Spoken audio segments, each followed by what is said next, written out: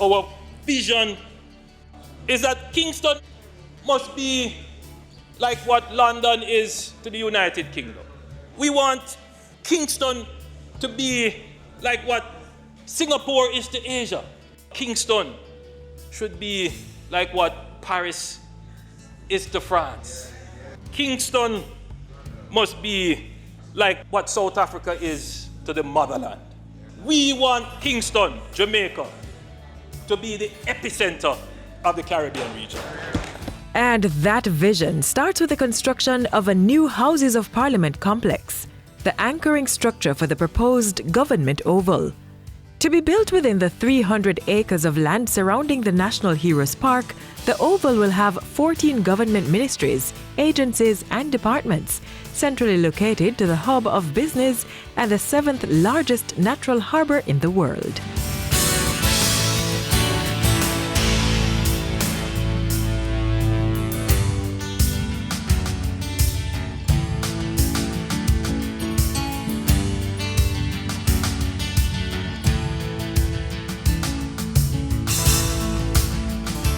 Since the advent of universal adult suffrage in 1944, Jamaicans have had a hand in choosing those who will represent their interests and direct the affairs of the state on their behalf.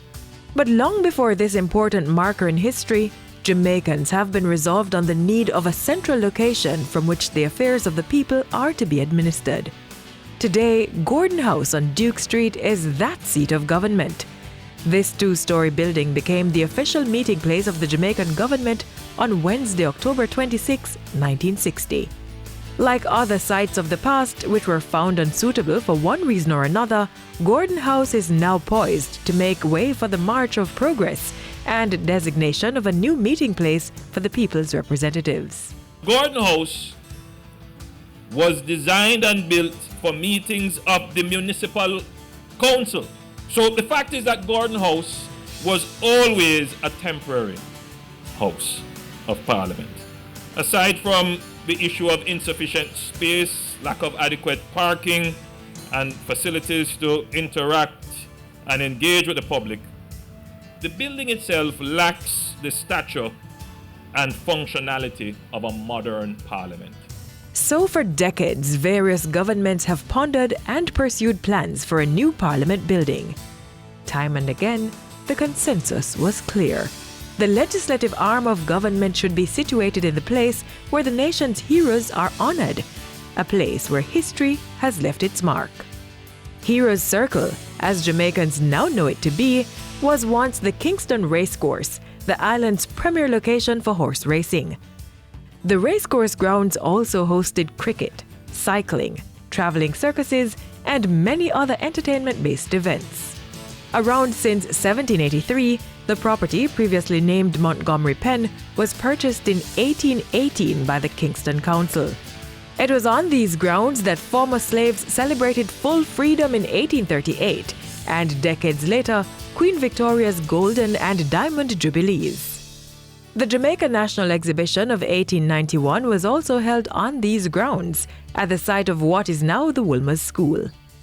Renamed the George VI Memorial Park in 1953, a war memorial was also erected to honor those who served in the First and Second World Wars. Then, in 1956, as the island was making the transition from British rule to full self-governance, the local authority passed the King George VI Memorial Park Act. This law was designed to wind up operations at the Kingston Racecourse, which would later, in 1973, be renamed in honor of those who played a heroic role in shaping our great nation. This act primarily designated the Kingston Racecourse as an area of recreation, public gardens, entertainment, and so forth. It also designated that the minister had the authority to designate certain areas as the location for the new parliamentary building.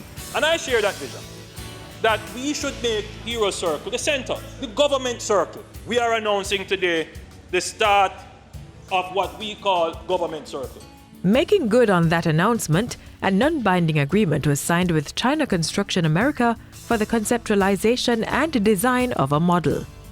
The idea is to use this project as the catalyst for the regeneration revitalization of this great asset that we have, downtown Kingston. The Urban Development Corporation is the leading development agency of the government of Jamaica, and we have been making development happen since 1968. It is not surprising that when the government of Jamaica decided that it wanted to see Kingston come alive again, see to the redevelopment of Kingston, it turned to the UDC. And indeed, you would have seen some of the efforts bearing fruit already. One of those is at the northern end of downtown, which would be in and around the National Heroes Park. We are involved in the Government Oval project, which we are doing the study and the work for, which would cause the various important ministries of the government to be located in one geographic area for ease of business and so on. At the very core of it is the establishment of new Houses of Parliament, new purpose-built Houses of Parliament. And in that regard, the UDC has launched and is running a national design competition. It's a 9-month-long process. It started with the Prime Minister announcing the opening of the competition.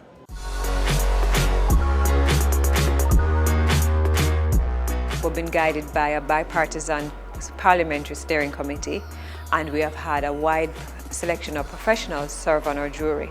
We also have gotten a patron. This patron is Gordon Gill.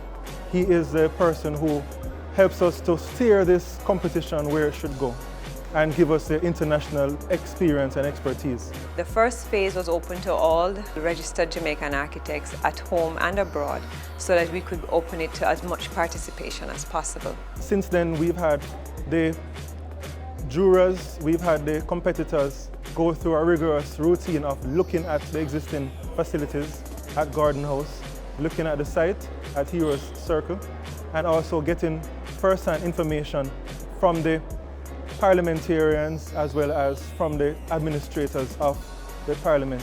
We received some 24 submissions. From those 24 submissions, the top 5 was selected by the jury.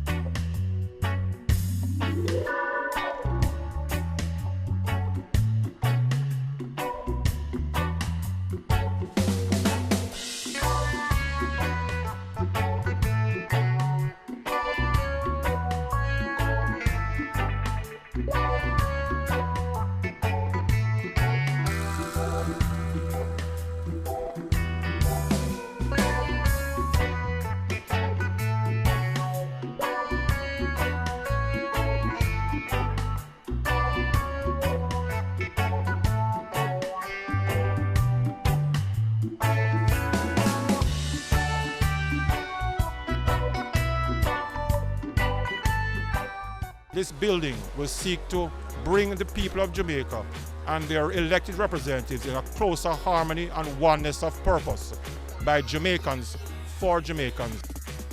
I think the quality and standard of architecture that was submitted and selected is really at the highest level. All the designs are very open, very transparent, allowing not just air and light to circulate. Any of the 5 chosen, we would have a spectacular building which Jamaica will be proud of. The 5 finalists will be working to improve their designs and to detail them as well as to look at costings. And that will come to a close in January of 2019 when the jury will do its final sitting and review, and we will select the first, second and third prize winners. The standard is now set. The expectations have been kind of cast. I think the next steps and the future is really bright. We expect certainly Parliament will be completed in the next 2 years. The Government Oval will take a little longer time because we have to do the feasibility work and the community consultation, all of which just started. And we expect that with the Parliament and the Government Oval, when completed, it will be an iconic setting. Dear Mr. Prime Minister, what is going to happen to the people of my community, Allman Town?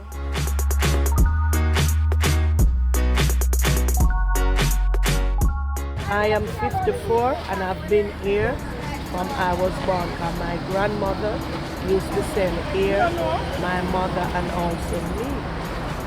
So I really don't want to remove. The government can't prepare so much job for the whole away. So why not develop out here, make we can look after our children? I'm not talking about displacing the people who are there, because you know what? It is the people that brings the vibrancy to the area. The UDC has plans to build 5,000 homes for various income bands and create 27 acres of green space. I like the evolution of the space itself based on the basis of the act, but we must be mindful of the surrounding communities. I'd love to see that there's some form of a recreational facility inside of the park for the residents, especially the children. So, you know, first they can play the little football or the little netball, any form of activity there. As long as there's space for that, then I'm good with it. The King George Act, which spoke to kind of the idea or the premise that a parliament building could be in the park, but also that the park is for the people, I think that was captured in the 5 designs.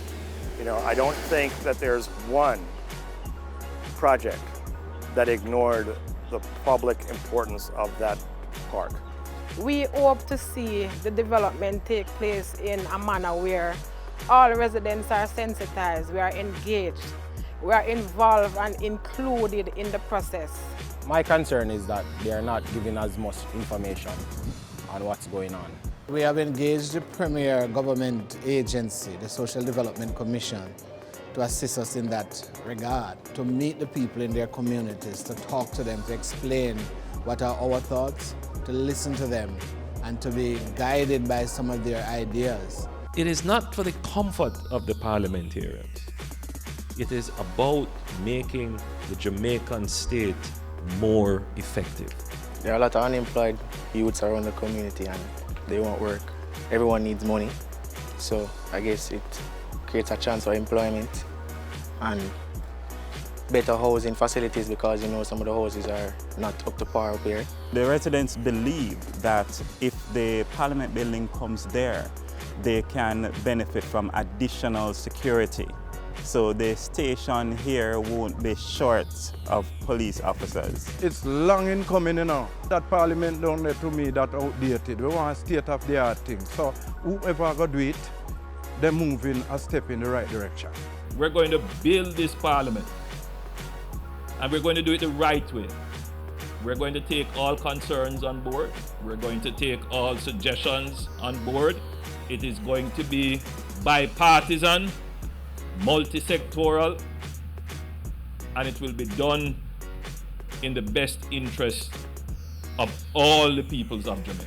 It's really going to change the way that people think about Jamaican architecture. The excitement is already in the air.